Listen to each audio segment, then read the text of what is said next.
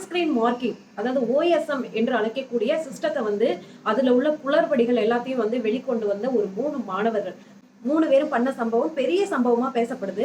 So அது யார் பண்ணா, என்ன நடந்துச்சு அப்படின்றத வந்து இந்த வீடியோல விரிவா பார்க்கலாம். வேதாந்த் ஸ்ரீவாஸ்தவா அப்படின்ற ஒரு மாணவர், இவருக்கு வந்து 17 வயது. இவர் என்ன பண்ணிருக்காரு அப்படின்னா, இப்ப சிபிஎஸ்இ எக்ஸாம் எழுதி ரிசல்ட்டுக்காக வெயிட் பண்ணிருக்காரு. ரிசல்ட்டும் வந்துருச்சு. ரிசல்ட் வந்தோடனே பாத்தீங்க அப்படின்னா எல்லாத்துலயும் நல்ல மார்க், பிசிக்ஸ்ல மட்டும் கம்மியான மார்க். அவர் வந்து எதிர்பார்த்த மார்க் வரல. அப்போ உடனே இவர் என்ன பண்றாரு அப்படின்னா ரீவேல்யூஷன் போடுறாரு. அதாவது எனக்கு மார்க் கம்மியா இருக்கு, எனக்கு டவுட்டா இருக்கு, நான் எதிர்பார்த்த மார்க் வரல, நான் கரெக்டா தான் எழுதியிருந்தேன், அந்த மாதிரி சில விஷயங்கள்லாம் சொல்லி ரீவேல்யூஷன் போட்டு பேப்பரும் வந்துருது. சரி, பேப்பர் பார்த்தோன்னே ரொம்பவே அதிர்ச்சி ஆகுறாரு இந்த மாணவர். என்ன அப்படின்னா அது அவரோட பேப்பரே கிடையாது, வேற ஒரு மாணவரோட பேப்பரு. அதை வந்து திருத்தி மார்க் போட்டு இவருக்கு வந்து கொடுத்துருக்காங்க. ஸோ இதை பார்த்தனே பயங்கரமா அதிர்ச்சி அடைந்து அவர் என்ன பண்ணிட்டாருன்னா ட்வீட் போட்டாரு.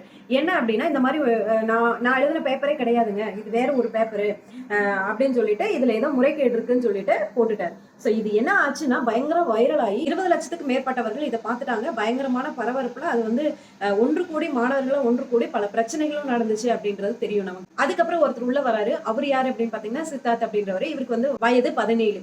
இவர் என்ன சொல்றாரு அப்படின்னா, ஓஎஸ்எம் அப்படின்ற ஒரு சிஸ்டமே வந்து குளறுபடி அப்படின்னு சொல்லி ஒரு கம்ப்ளைண்ட் ஒன்று வைக்கிறாரு. என்ன மாதிரி கம்ப்ளைண்ட்ஸ் வைக்கிறாரு அப்படின்னா, ஓஎஸ்எம் அப்படின்றது வேற ஒன்றும் இல்லை, ஆன் ஸ்கிரீன் மார்க்கிங் அப்படின்றதான் ஓஎஸ்எம். இப்போ நம்மலாம் வந்து எக்ஸாம் எழுதுற காலத்துல நம்ம எழுதுவோம், அதை திருத்துவாங்க, மார்க் போடுவாங்க, வரும். ஸோ இப்படிதான் நடந்துட்டு இருந்துச்சு இத்தனை வருஷமா. இப்ப மோடி அரசவர்கள் என்ன பண்ணாங்க அப்படின்னா, இந்த ஆன் ஸ்கிரீன் மார்க்கிங் அப்படின்ற ஒரு சிஸ்டத்தை கொண்டு வந்தாங்க. என்ன அப்படின்னா, நம்ம பேப்பர்ஸ் எழுதுவோம், இது வந்து டெல்லிக்கு போகும், டெல்லியில போயிட்டு அது ஸ்கேனிங் பண்ணுவாங்க. ஸ்கேனிங் பண்ணிட்டு அது டிஜிட்டல் முறையில தான் வந்து அது வந்து திருத்தவே படும் அப்படின்றதுக்கு பேர் தான் ஓஎஸ்எம் அப்படின்றது. ஸோ இவர் என்ன சொல்றாரு அப்படின்னா, ஓஎஸ்எம் அப்படின்றதே தப்பு, ஸோ அதுல நிறைய குளறுபடி இருக்கு அப்படின்னு சொல்லி சொல்றாரு. என்னத்தெல்லாம் அவர் வந்து முதன்மைப்படுத்தி சொல்றாரு அப்படின்னா, அங்க எல்லாம் ஸ்கேன் பண்றப்ப என்ன பண்ணுவாங்கன்னா பேப்பரை வந்து தனித்தனியா எடுத்து தான் ஸ்கேன் பண்ணும். அப்ப சிலது மாறதுக்கு நிறைய வாய்ப்பு இருக்குல்ல. ஸோ அதை தான் சொல்றாங்க, ஆன்சர் சீட் வந்து மாறிடும், அப்புறம் வந்து சரியா ஸ்கேன் பண்ணாது, பிளரா இருக்கும். ஸோ இந்த மாதிரிலாம் இருக்கிறப்ப எப்படி வந்து அவங்களால சரியான முறையில வந்து பேப்பர் திருத்தி எப்படி மார்க் தர முடியும் அப்படின்றது இவரோட கேள்வி.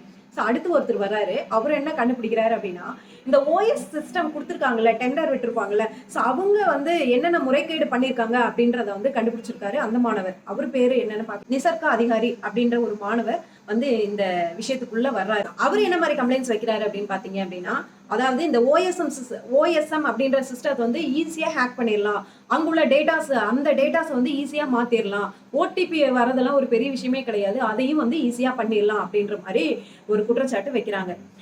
ஸோ இதெல்லாம் பார்த்தோம் அப்படின்னா, இப்போ சிபிஎஸ்இ தேர்வு எழுதுகிற மாணவர்கள் வந்து கஷ்டப்பட்டு எழுதுறாங்க.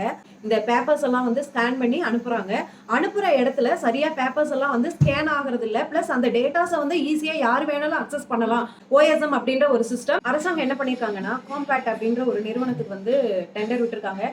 இந்த நிறுவனத்தின் மீது ஆல்ரெடி நிறைய கம்ப்ளைண்ட்ஸ் வந்து இருக்கு அப்படின்னும் அந்த மாணவர் வந்து குற்றச்சாட்டு வைக்கிறாரு. எப்படி ஆல்ரெடி வந்து இவ்வளோ கம்ப்ளைண்ட்ஸ் இருக்கிற ஒரு நிறுவனத்துக்கு நீங்க எப்படி வந்து நீங்க டெண்டர் விட்டு கொடுக்கலாம் நீங்க அப்படின்ற மாதிரியும் சொல்றாங்க. இதனால என்ன ஆகுது அப்படின்னா, டெல்லியில 20 லட்சத்துக்கு மேற்பட்ட மாணவர்கள் வந்து போராட்டத்துல ஈடுபட்டாங்க. ஸோ அதிகாரப்பூர்வமா ஒரு 20 ஆன்சர் சீட் வந்து மாறி இருக்குது அப்படின்ற மாதிரியும் அதிகாரப்பூர்வ தகவலும் வந்து சொல்லியிருக்காங்க. ஸோ அதுக்கப்புறம் தான் வந்து அரசு என்ன பண்ணியிருக்காங்க அப்படின்னா, இதை நாங்கள் வந்து கண்டிப்பாக வந்து விசாரிக்கிறோம், இதில் ஏதோ தப்பு நடந்திருக்கு, அதனால கண்டிப்பாக நாங்கள் விசாரிக்கிறோம் அப்படின்ற மாதிரி ஒரு உத்தரவாதமும் கொடுத்துருக்காங்க அப்படின்ற மாதிரி சொல்கிறாங்க. கஷ்டப்பட்டு மாணவர்கள் எழுதுறாங்க. ஸோ அதை வந்து இதில் முறைகேடு நடந்துச்சு அப்படின்னா ஏகப்பட்ட மாணவர்கள் இதனால பாதிக்கப்படுவாங்க. ஸோ கண்டிப்பாக வந்து அரசு இதுல எல்லாம் வந்து விளையாடாம கரெக்டான முறையில் வந்து இதை கையாளணும் அப்படின்றதான் மக்களாகிய நம்மளோட எண்ணம். நெக்ஸ்ட் ஒரு சூப்பரான வீடியோவில் நான் உங்களை பார்க்க